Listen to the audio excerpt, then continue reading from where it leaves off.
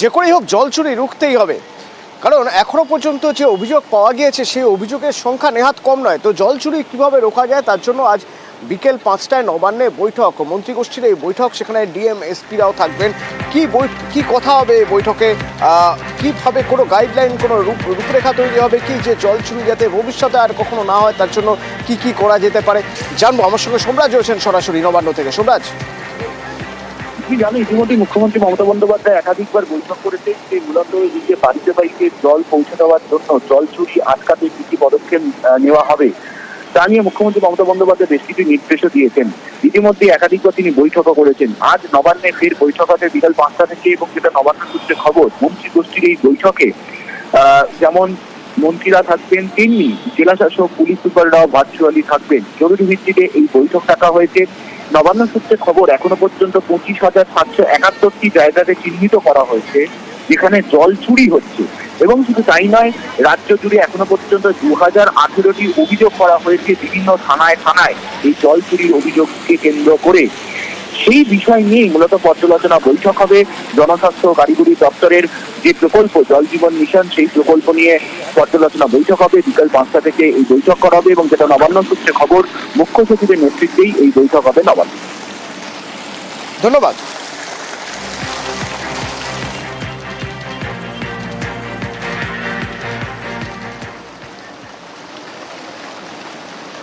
কালনার পূর্বস্থলীতে বাড়ি বাড়ি কল নেই, রাস্তার কলের জলই ভরসা।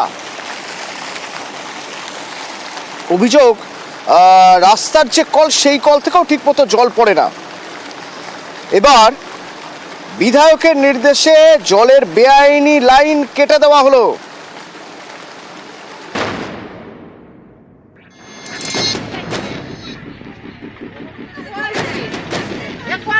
কল থেকে সরু হয়ে পড়ছে জল, এই জল নিতেই প্রতিদিন ভিড়। এ ছবি পূর্ব বর্ধমানের কালনার পূর্বস্থলীর। এখানকার পলাশফুলির খাঁপাড়ায় জলকষ্ট চরমে, বাড়ি বাড়ি কল পৌঁছয়নি, তাই ভরসা রাস্তার কল। স্থানীয়দের দাবি, সেই কলের সংখ্যা 3টে, জল পড়ে সরু হয়ে, সেটাও অনিয়মিত। প্রতিদিন জল নিতে গিয়ে হয়রানির এক শেষ।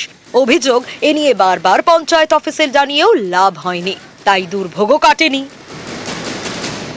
খুবই পরিস্থিতি খারাপ। এখন এই জায়গা পাইলি খায়, আবার ওই যাদের বাড়িতে কল দিয়েছে তাদের বাড়ি আনতে যায়, বলি তোমাদের বসিয়ে লাগো, মেম্বারকে বলো গা, আমাদের বাড়ি এত ভিড় করলে হবে না। এখানে কত পরিবার এরকম অবস্থা? এই থেকে গ্রামটা সবই মেম্বারকে জানায়, মেম্বার বলি হবে, আসবে, এ মাসে নাই, মানে আর বছর না, এই বছর এইভাবে করে। 3-4 বছর থেকে বলছে যে কল দেবো, কল দেওয়া নাম করছে না। সব জায়গাতে দেওয়া হয়, কিন্তু শুধু আমাদের এই পাড়াটাই দেওয়া হয়নি। এখনো পাইপলাইনের কাজ সব হয়নি। পাইপলাইনের কাজ হবে, ট্যাঙ্কি হবে, তারপর তো জলটা যাবে। হচ্ছে, কাজ চলছে, আশা করছি গরমকালের মধ্যে তো হয়ে যাবে। কোথাও জলকষ্ট, কোথাও জল নষ্ট। সরকারি প্রকল্পে বাড়ি বাড়ি জল, সেই জলই চুরি হয়ে যাচ্ছে। এ নিয়ে বারবার সতর্ক করেছে নবান্ন, কড়া বার্তা দিয়েছেন মুখ্যমন্ত্রী। এরপরে বিভিন্ন জেলায় ময়দানে নামেন প্রশাসনিক আধিকারিকরা। হুগলির চুঁচুড়াতেও একই ছবি। কোদালিয়া 1 নম্বর পঞ্চায়েতের রবীন্দ্রনগর 1 নম্বর কলোনি, এখানে বাড়ি বাড়ি গিয়েছে জনস্বাস্থ্য কারিগরি দপ্তরের জলের লাইন। সেই জল চুরি, কারো বাড়িতে জলের 2টো কানেকশন, কেউ আবার খাবার জল ব্যবহার করছেন দোকানে। রবিবার এইসব বেআইনি জলের সংযোগ ধরলেন চুঁচুড়ার বিধায়ক অসিত মজুমদার। সেই কানেকশন কেটে দেওয়ার নির্দেশ দেন। দেখি বলছে অবৈধভাবে লাইন। আমি তো বাড়ি ছিলাম না, আমি তো দমদম ছিলাম, তখন লাইন এসে কি করেছে আমি জানি না, ঠিক বলতে পারবো না। পুরো রবীন্দ্রনগর এলাকায় মানুষ ইলিগাল কানেকশন নিচ্ছে। বিভিন্ন দোকানদার তারা ট্যাপিং করে পারমিশন ছাড়া তারা জল নিয়েছে। আমরা এই ইলিগাল কানেকশন সমস্ত ডিসকানেক্ট করব, যাতে প্রতিটা মানুষ জল পায়। কালনা থেকে নবকুমার রায় এবং চুঁচুড়া থেকে সোমনাথ ঘোষ, নিউজ 18 বাংলা।